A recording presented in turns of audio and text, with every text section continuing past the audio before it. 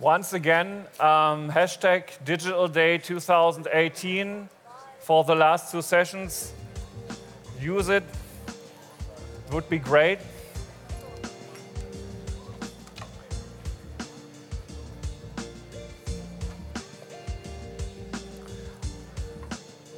And of course, the last two topics we have to cover here will be a little bit more general. They are forward-looking also, like the other ones, and they will be an ideal wrap-up for the entire day. So I guess our stage is ready to go again, and so let's start with our next program. Digital transformation, investing in the future of Europe. Everything is started with a video Günther Oettinger sent us, the Commissioner for Budget and Human Resources, and I would love if you guys could start the video with Mr. Oettinger, please. Ladies and gentlemen, I hope that you are enjoying the Digital Day and have already gathered a lot of food for thought today. As you may know, I'm currently Commissioner of Budget and Human Resources, and we are currently preparing our proposals for the next multi-annual financial framework to be published in May. You may also know that I was before the Commissioner for Digital Economy and Society. Therefore, I fully appreciate the challenges faced by this sector and the importance of digitization for our citizens and our industries. Last month, the leaders of Europe gathered and had a first discussion about the next budget for the 2021 up to 2027 period. They had a clear message. Our future budget should include an ambitious vision for Europe's digital future. State-of-the-art connectivity of digital energy and transport infrastructure is key to Europe's territorial, social and economic cohesion.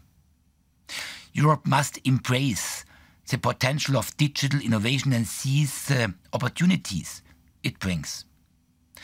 Technological change and digitization are transforming our industries and the way we work, as well as our education and welfare systems.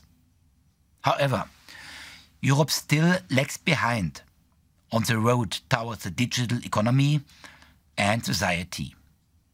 Unlocking digital opportunities and completing the digital single market is therefore a key priority of the European Union.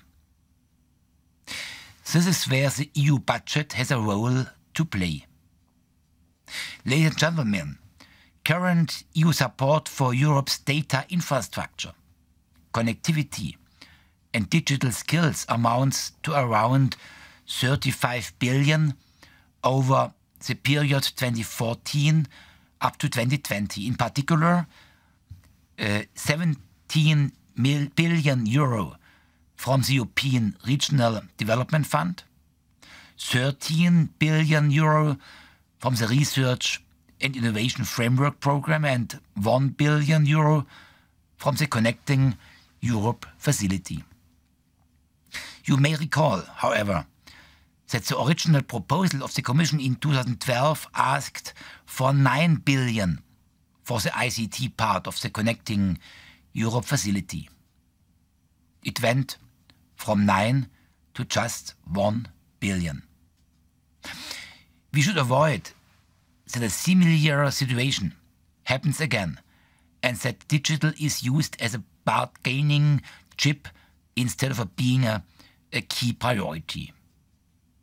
Ladies and gentlemen, in our communication of last February, 2 scenarios for digital funding were presented. Under the first scenario, we would maintain or even lower our current investment levels in digital. Our analysis is that this would risk compromising the EU's ability to remain competitive in key industrial and service sectors, such as industrial production, machinery, financial services, healthcare, transport, energy, or the automotive industry. Investment in digital skills would further widen the gap between demand and available expertise, while automation will replace traditional tasks. This would translate into lower jobs and growth prospects, substandard public services, and higher vulnerability to cybersecurity threats. Under the second scenario, dear colleagues, we would double the amounts currently invested in the digital economy to around 70 billion euro over the period 2021-2027, and also reflect on new tools, better targeted tools to tackle the digital challenge along the existing ones. This would deliver strong progress towards smart growth in areas such as high-quality data infrastructure, connectivity and cybersecurity. It would enable the rollout of the new trusted and secure services in e-health, e-government or mobility.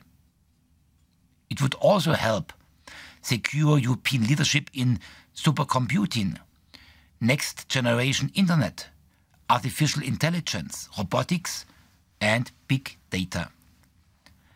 This would reinforce the competitive position of industry and businesses in Europe across the digitized economy. It would also have a significant impact on filling the skills gap across the Union. I have no doubt about what would your preferences be. Just like I believe that the digital priorities should be given a specific visibility in our budget to enhance their prominence. However, not everybody will agree. The EU is currently confronted with two budget gaps, which put a lot of pressure on our capacity to fund our programs. First, the gap resulting from the departure of the United Kingdom, a major contributor from the Union. Second, the gap resulting from new priorities, take migration, defense, security, that were not so much prominent in our current budget, but must be properly funded in the future. In front of these two gaps, either will we need to cut some other programs, or will member states have to increase their overall contributions? Unfortunately, we have not found any golden eggs in the Berlaymont headquarters over Easter. So the harsh reality of having to find money for the EU budget will remain until a compromise can be found. Let me be quite clear. The temptation may well be to preserve existing programs instead of creating a new digital program. The next budget post-2020 will once more be decided by unanimity. So, if you believe digital is important, you should all lobby your national governments. Ladies and gentlemen, a new digital program should bring true added value and complement the already existing investment in digital research and infrastructure financed from the EU budget. Just as our transport, industrial infrastructure, education and high-quality public services have ensured Europe's prosperity in the past, investments in digital capacity will pave the way for our future prosperity. For example, the use of artificial intelligence is estimated to lead to an average GDP growth in the EU of between 1.2 and 1.5% per year. The digital single market strategy provides an EU-wide regulatory framework for digital services, goods and data to move freely and securely. This should be matched with a program of investments that mirrors its political objectives and priorities. Several areas can be brought together that are essential to digitize our economy and society. Activities that are neither research nor infrastructure focused. Data analytics, cyber security, artificial intelligence, advanced digital skills and applications in industry and in areas of public interest. Ladies and gentlemen, dear colleagues, the digital revolution is picking up speed. We are now entering a critical phase where connectivity and data-based decision-making will transform all areas of the physical world with profound economic and social effects. This change is also reflected in the transformation of the industrial landscape. Whereas in 2001, only one of the top 5 largest companies by market capitalization was a digital company.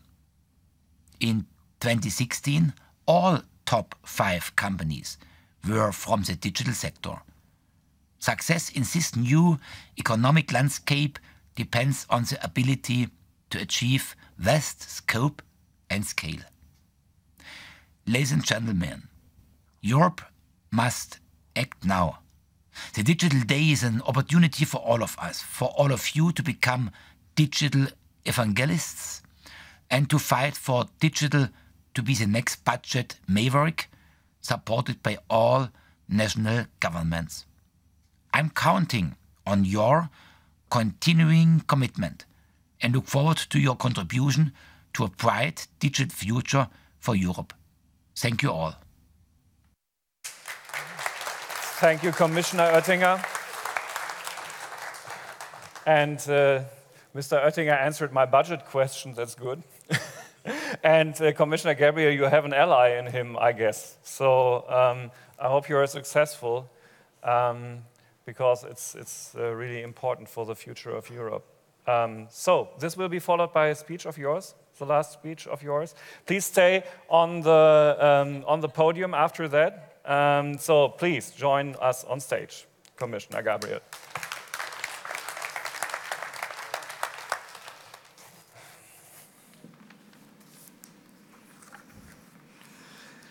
Merci beaucoup, Carsten. Oui, le dernier discours pour la journée.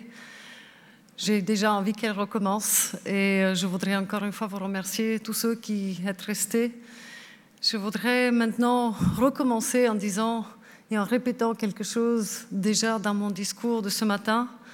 Lors de l'ouverture de la Digital Day, je disais que la transformation numérique est une étape charnière qui définit notre temps. Et la portée et l'ampleur des changements sont sans précédent. Aujourd'hui, nous avons beaucoup discuté. Nous avons discuté des besoins d'investissement dans le numérique. Nous avons discuté de l'importance de l'intelligence artificielle, du blockchain, ainsi que des soins de santé personnalisés.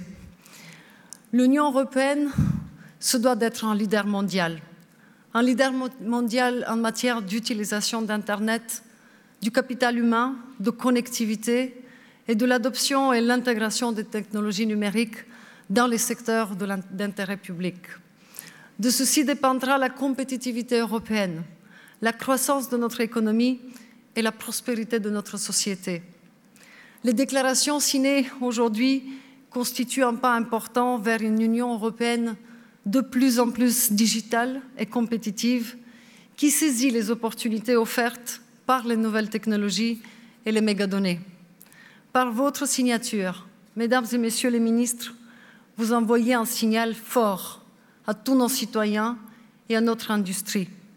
Maintenant, nous devons assurer un suivi efficace et régulier des progrès réalisés. Et vous avez montré que nous sommes capables de le faire. Il suffit de regarder ce qui s'est passé avec le calcul de haute performance. Lancé il y a à peine un an à Rome, aujourd'hui, nous avons un instrument législatif Nous avons un financement d'1 milliard d'euros. C'est très clair, l'ambition européenne, elle s'est remplie de contenu grâce à vos efforts, à vous tous.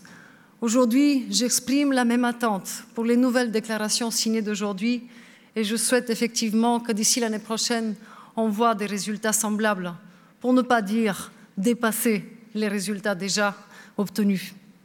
Aujourd'hui, ce que je souhaite, c'est vraiment de vous voir appliquer avec la même détermination les déclarations qui ont été signées. Vous pouvez compter sur moi, sur la Commission, pour mener de front les actions et les initiatives nécessaires afin d'assurer l'accomplissement de nos ambitions.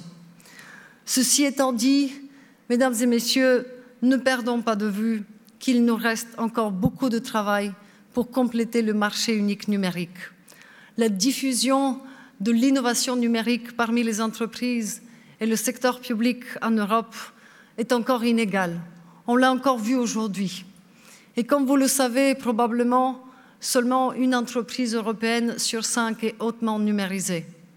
40% des entreprises partagent avec nous les difficultés qu'ils ont à trouver des employés ayant les compétences numériques nécessaires pour répondre à leurs besoins en ressources humaines. Aujourd'hui, nous l'avons constaté, nous avons suffisamment investi de manière fragmentée et inférieure à la moyenne de nos partenaires économiques. Aujourd'hui, nous voudrions mettre fin à cela. Nous avons besoin d'un financement accru, d'un financement soutenu au plus haut niveau. Je voudrais ici remercier le commissaire Oettinger pour les messages très clairs et très forts qu'il a émis. Aujourd'hui, nous avons des ambitions, mais nous avons besoin de moyens pour être à la hauteur de ces ambitions. Ne perdons pas de vue que nous avons dans le futur cadre pluriannuel financier des piliers importants de l'économie numérique. Si nous voulons une économie numérique européenne forte, la cybersécurité, l'intelligence artificielle, l'infrastructure de pointe, incluant le calcul de haute performance, les compétences numériques et la numérisation du secteur public. Aujourd'hui, nous devons poursuivre nos efforts pour pouvoir justement permettre à l'Union européenne de rester compétitive dans des secteurs clés de l'industrie et des services. Et je suis convaincue que l'objectif d'une nouvelle stratégie d'investissement numérique devrait être d'accélérer la transformation numérique de l'économie et de la société au profit des citoyens, des entreprises et des administrations publiques européennes.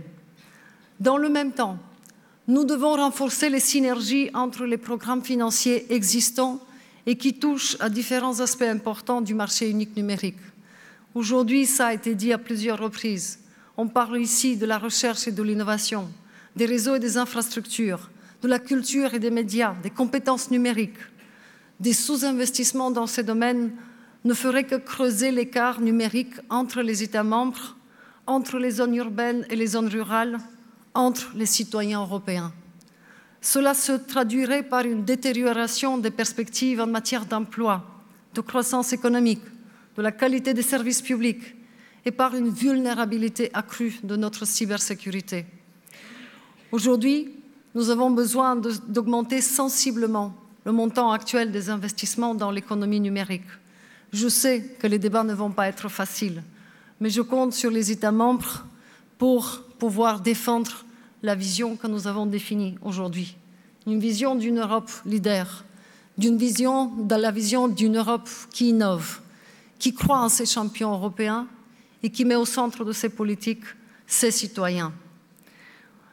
Je voudrais vraiment finir en disant que l'Europe est dans une bonne position de départ. Nous disposons de nombreux atouts. Pour n'en nommer que quelques-uns, une population hautement éduquée, une culture entrepreneuriale forte, une importante capacité industrielle, des services publics de qualité, nos protections sociales, un grand marché et enfin nos valeurs, notre culture et la primauté du droit. Oui, la transformation numérique entraîne de nombreux défis.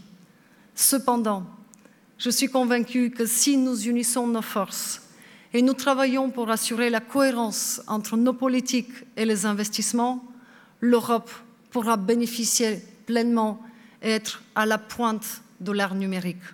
Ceci pourra arriver si on continue à le faire ensemble, avec nos valeurs et avec la vision forte que nous avons affirmée aujourd'hui. Je vous remercie.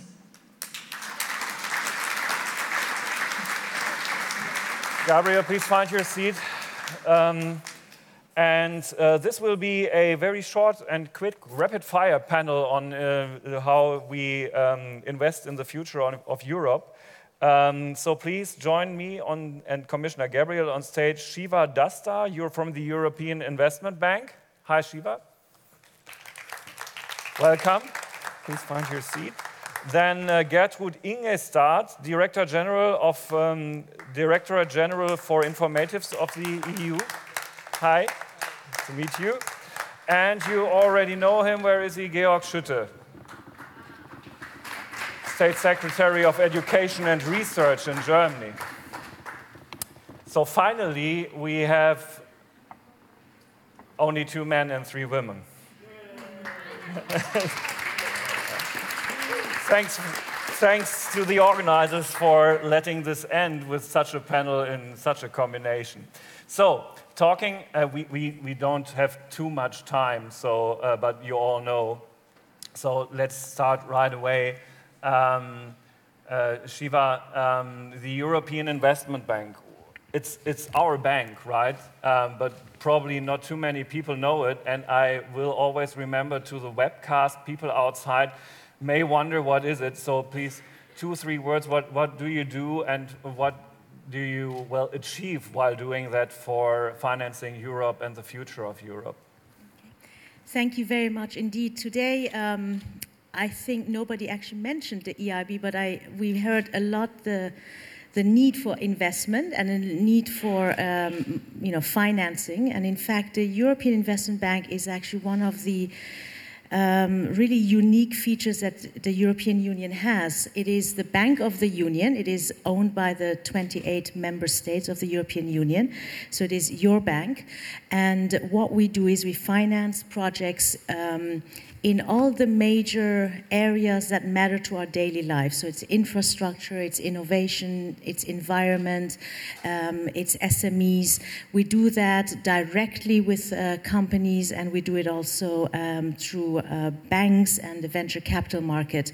So I think it's in a way for going forward, as we discussed, the budget is mentioned in many ways.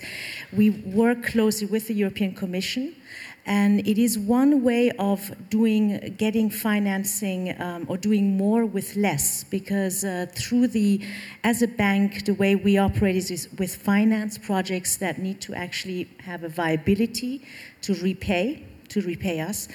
And I think, you see a slide here.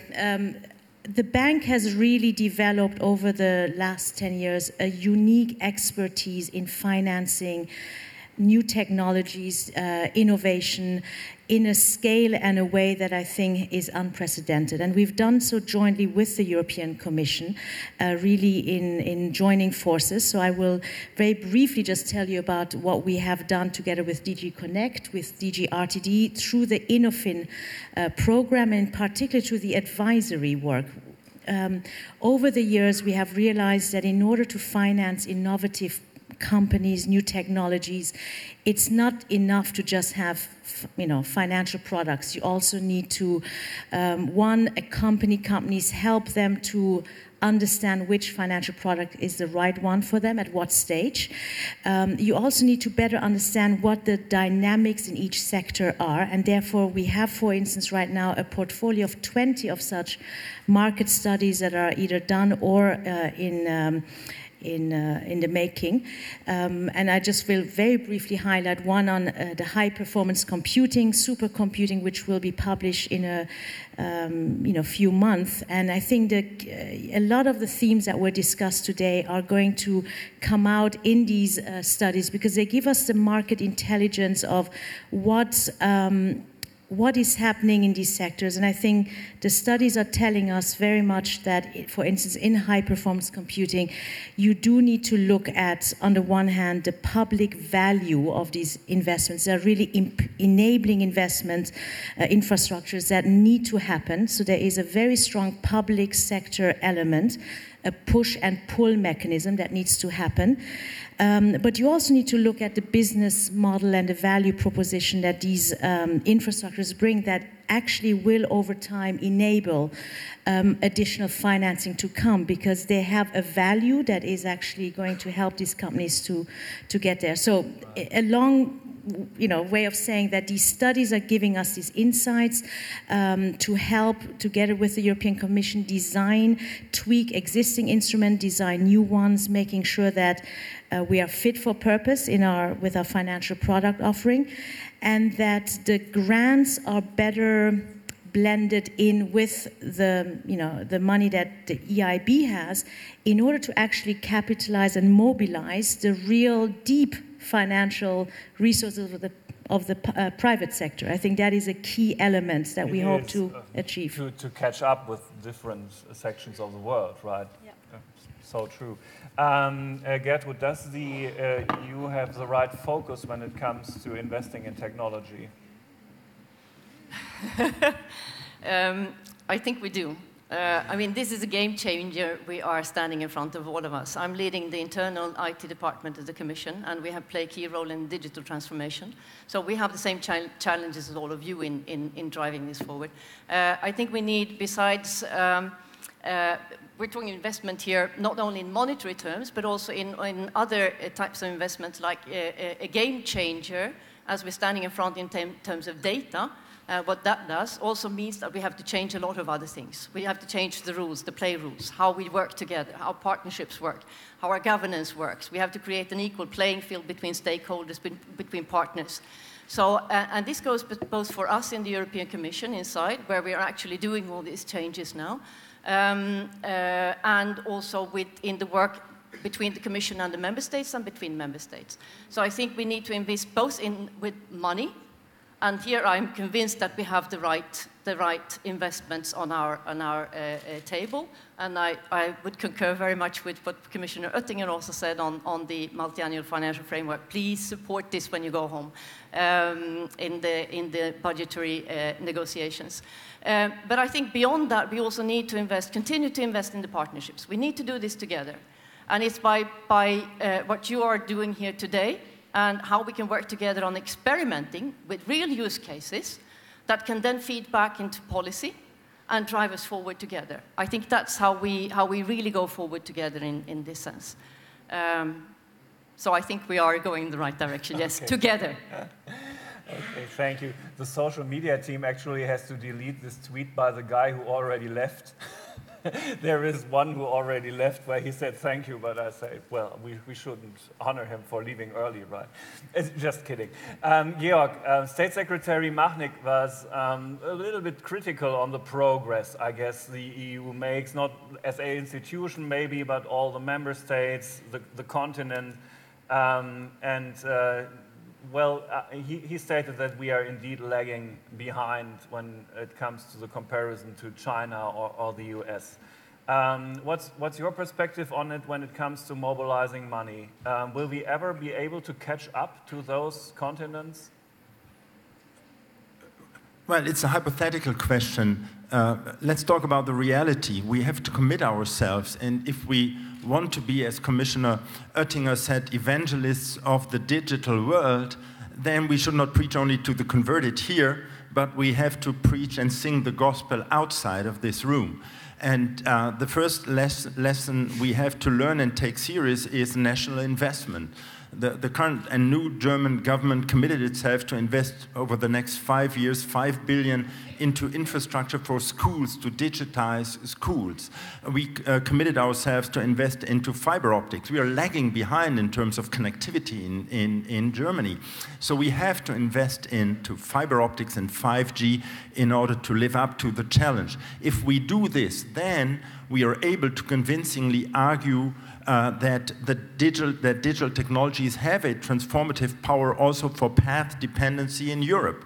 And we have to argue with our colleagues that are in charge of a common agricultural policy, and have to convince them that digital technologies and innovation in this field also contributes to new forms of agriculture. So this is not rapid change, but gradual change, and we have to do this. And this is also homework within the Commission. We should, and probably you should, not only compete amongst yourself for the money that is available outside of agriculture, and compete about who gets the next future emerging technology flagship program.